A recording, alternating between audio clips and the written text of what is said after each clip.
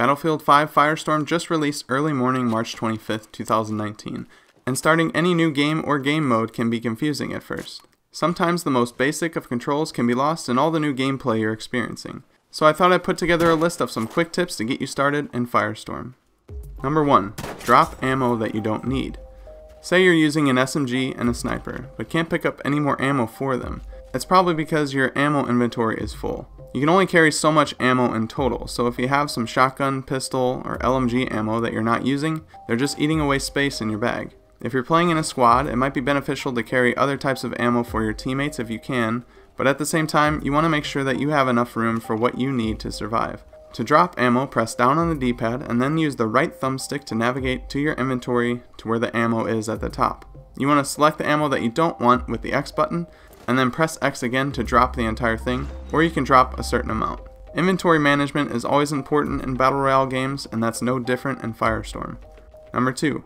Armor pieces and vests.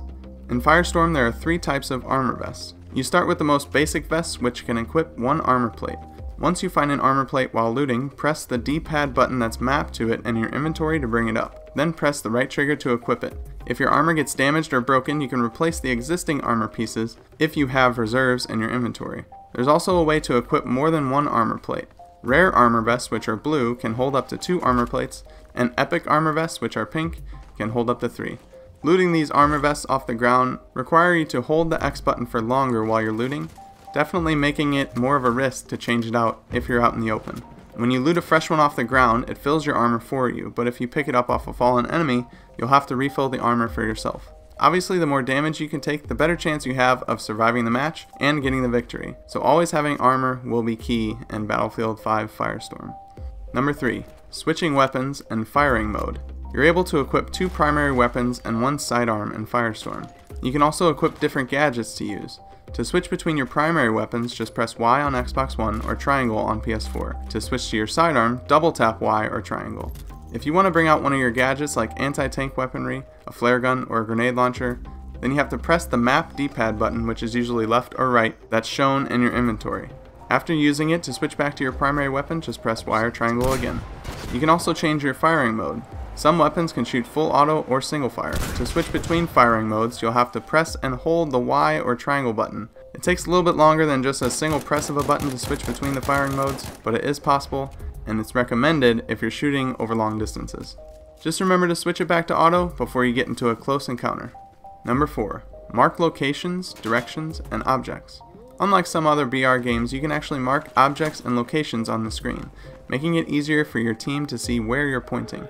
It's not as amazing as Apex Legends ping system, but it's pretty useful.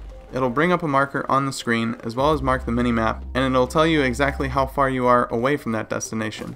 To do this, just press the right bumper button on your controller, a small thing but definitely useful when playing with teammates. Number 5. Get out of disabled vehicles.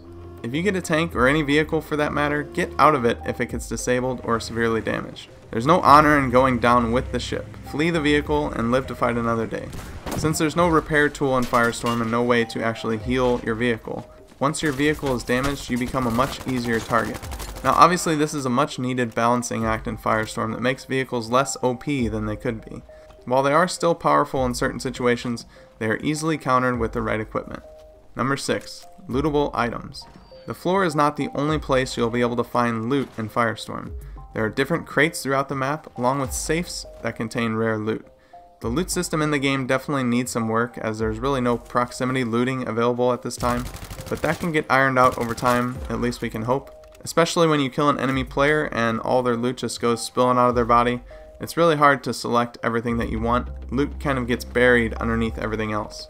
But don't miss the potential to get some nice weapons and gear by passing up on loot crates or safes near or in buildings. A much less chaotic way to loot.